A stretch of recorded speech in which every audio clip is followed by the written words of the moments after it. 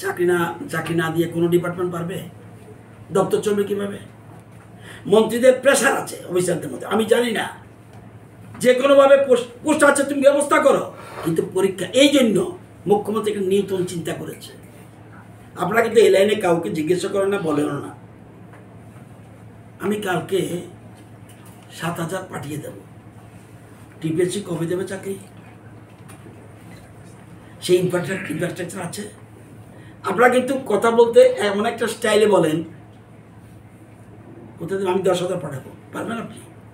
এই যে আমি বলছি আমার পোস্টগুলি, আমি বলছি নতুন চিন্তা করেন, ওদেরকে না দিয়ে কি আছে। মুখ্যমন্ত্রী এখন নতুন একটা চিন্তা ভাবনা করেছে যে টিপিএসসির মতো আলাদা একটা অটোনমি বোর্ড করা যায় কি না, যাতে আমরা সেগুলি, যেমন টেট বোর্ড চিন্তা নেই আমাদের।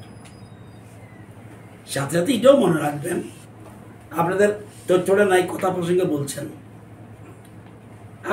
আপনারা অনেকে বলবেন প্রচুর যোগ্য লোক আছে। আসলে কি আছে? আছে?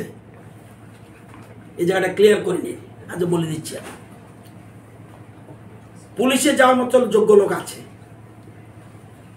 পুলিশ কত চাকরি নেবে? মুখ্যমন্ত্রী বললো ওনার দপ্তর, আমি 1,000 লোক নেব। ভালো করে বুঝবেন।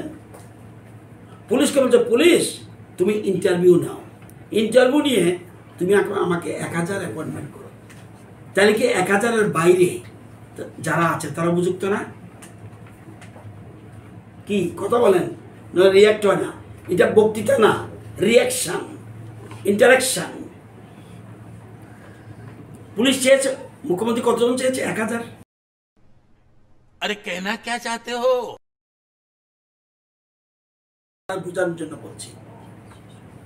বা টিপিএসসির কাছে বলবেন, টিপিএসসি তুমি আমাকে 100 এগ্রিকালচার অফিসার দাও। উনি 102 জন দিতে পারবেনি? পারবে কি? আপনাদের কি ধারণা 102 জন দিতে পারবে? তাহলে আরো যোগ্য আছে। এবার আসল বলুন, টেট 1 কি অ্যাডভার্টাইজমেন্ট যখন হয় যে কি কত পোস্টের জন্য বলে? আপনাদের এই ধারণাগুলো ক্লিয়ার হয় না বলে অনেক সময়, আমি সবাইকে বলছি না, আপনারা খুব ভালো জানেন, দুনিয়ার মধ্যে জানার শেষ আছে। টেট পরীক্ষার হলো কোনো সংখ্যা বলে না, এই জায়গাটা ক্লিয়ার না। আপনারা অনেকে জানেন, অনেকে জানেনই না। দায়িত্ব নিয়ে বলছি, আমি টেট পরীক্ষা নেব, টেট 1। আমি টেট 2 পরীক্ষা নেব। টেটের বিরুদ্ধে কোনো প্রশ্ন উঠে না, তো টেট 1 নেব। আমি বলবো অ্যাডভার্টাইজমেন্ট টেট 1-এর জন্য পরীক্ষা নিচ্ছি। কতজন লোক জমা দেয়? 26,000 থেকে 30,000 পর্যন্ত। এখানে তো বলেনি আমি 2 জন নেব, 100 জন নেব, 500 জন নেব, বলেনি তো। তাইলে তারা কি বাইর করে? যোগ্য, টেটে যোগ্য হয়েছে। আমি কিন্তু পুলিশের এবং এগ্রিকালচার 2 উদাহরণ দিলাম, এখন আসছি টেটে। 26,000-এর মধ্যে 1% কোয়ালিফাই করে, দ্যাট ইজ কল্ড যোগ্য না।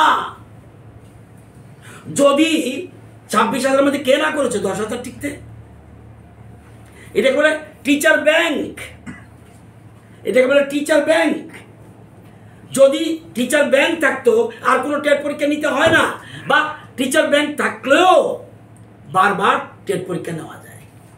ওইখানে কেন 26,000-এর মধ্যে মাত্র 300 টিকে? এটা দিয়ে প্রমাণিত হয় অতীতে যে শিক্ষা ব্যবস্থা ছিল ত্রিপুরা রাজ্যে শেষ করে দিয়েছে। তার মানে master degree pass, BA pass, টেটে টিকছে না, তার মানে যোগ্য না। BA pass MA pass, but যোগ্য না। আমি পুলিশের ক্ষেত্রে বলছি, এটা দিয়ে প্রমাণ হয় ত্রিপুরার শিক্ষা ব্যবস্থা কি ছিল। দেখবেন এখনই কিন্তু এটাকে বলে এমপ্লয়েবিলিটি রেট। বিশেষ করে মোদিজি আসার পরে এমপ্লয়েবিলিটি রেট এখন বলতে পারছি না, সময় দিলে বলতে পারতাম, ওই পাতাটা বের করো।